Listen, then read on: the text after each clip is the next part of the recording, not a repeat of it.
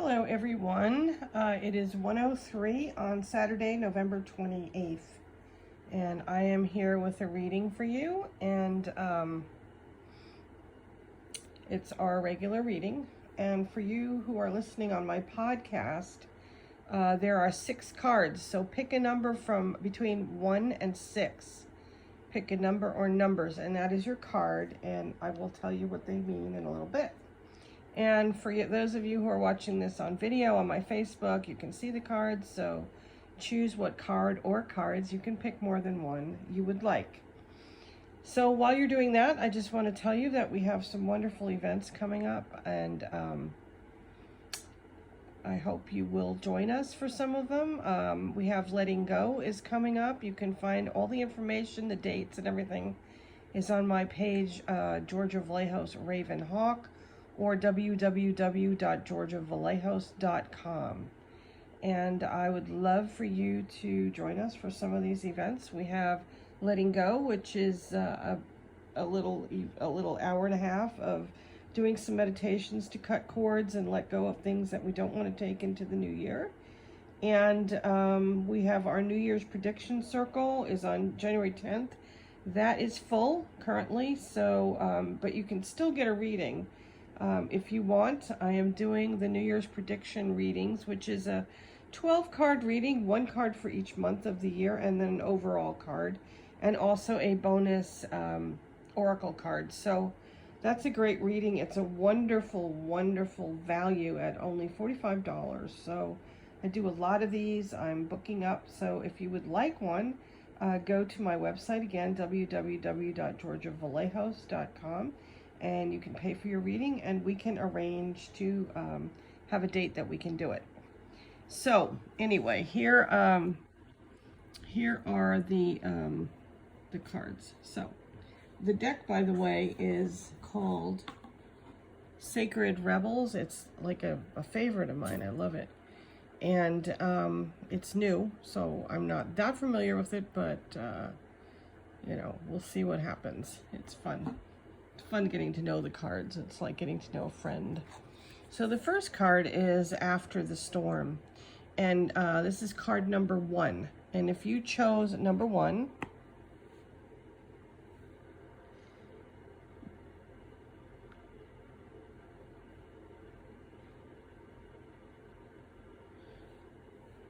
sorry, I got cut off from my thing, how to get back. Card number 1, After the Storm. So if you've had like a rough period in your life, it's time to think about what you're going to do after it. You know, what do you do after the storm? And there's that wise little owl, and you know, he's thinking about what would be the right thing to do. What did you learn is important. What did you learn from any difficulties that you went through? And also, like for us as a country, it's like, you know, time to start thinking about after this is all done, what is your life going to look like? What is your business going to look like? What is your relationship going to look like? So this does show that there is an ending in sight. It is a number 1 card, so it's a new beginning. So that's what this card represents. Number 2 is Defend to the End the Worthwhile.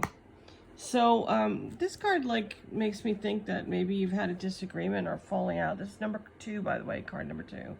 If you've had a disagreement or falling out with someone, you got to stick to your guns. Don't you can compromise, but don't give in. Don't give up your beliefs and your values for something else. So that's what card number 2. Card number 3, Release the Dark Wound, Let Love Live. This may be chosen by somebody who is definitely been wounded in love, and maybe that wound keeps them from going forward. And it's time to let go of that. It's time to let go of that and let love into your life. The card, it looks like a salmon, and that's long been a symbol of fertility. And let the love come through, you know, let go of your fears and the negativity that has happened from past relationships. It's time to really love, truthfully. Card number 4, the word wants to be written. This is a card for the budding writers out there who maybe want to write a book or write a blog or something. It's time to start. You know, you need to start putting this stuff down. It may be even if you need to be journaling, but you need to write things down, and you need to get on a path where you do write your stuff down, and where you do journal, and where you do blog. And if you've been considering that, you've been afraid to do it, this is the time to do it. And even if you're on a path of healing, it's good to keep a journal of your thoughts and your dreams, you know, things that you dream, because you will forget, you know, over the years and time. So it's these people that pick card number 4, it's time to get writing. It may even be automatic writing for some of you. Listening for truth. This is card number 5. And she's sitting there with this beautiful shell, and she's listening to the sounds it's making.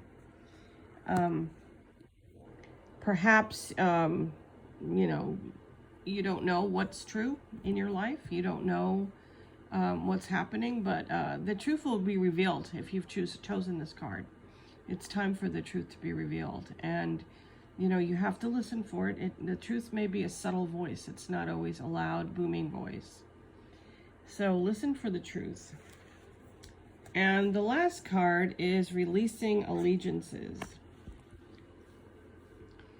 This is an interesting card, because if you have been, you know, in a relationship with someone, and not necessarily even a romantic relationship, if you have been in any kind of relationship, it could be a friendship, it could be a business relationship, and it could be a political relationship.